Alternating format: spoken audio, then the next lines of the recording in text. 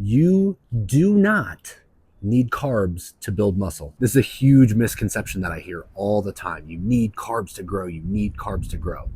This is not true. However, if you're like me and you follow a very low carb or even ketogenic diet, it may be beneficial from time to time to use some carbohydrates strategically, either around your workouts. This would be called a targeted ketogenic diet, or once a week, cyclical ketogenic diet. It was called the anabolic diet when I found out about it. And the big sell was you're going to burn fat, you're going to be torching fat all throughout the week.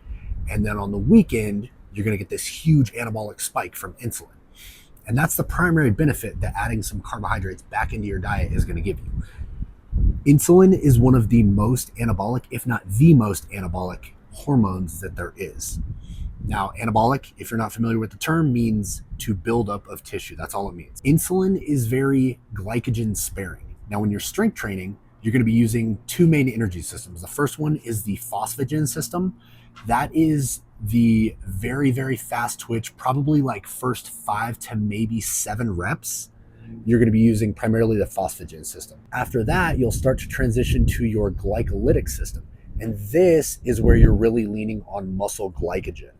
So what I do, the anabolic diet approach is essentially 6 days of very strict keto, and then 1 day where you have very high carbohydrates, low to moderate fat. You actually want to have your fat relatively low on this day. We're actually trying to take advantage of the insulin spike that's caused by eating all of those carbs.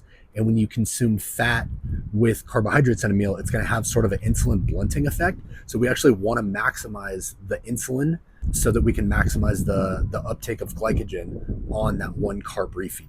And then the days that you're doing your highest volume and you're going to spend most time in the glycolytic rep range, so that 8 to 15 type rep range, schedule those days within a couple days of your carb up.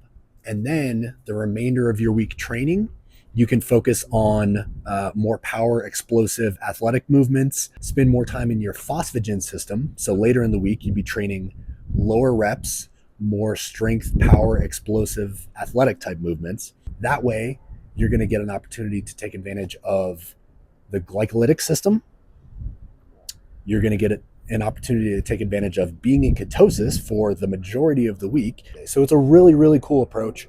Highly recommend it if you're somebody who wants to maximize performance, but you also want to take advantage of being in ketosis. 6 days keto, 1 day carbs, highly recommend it. All right, go get some.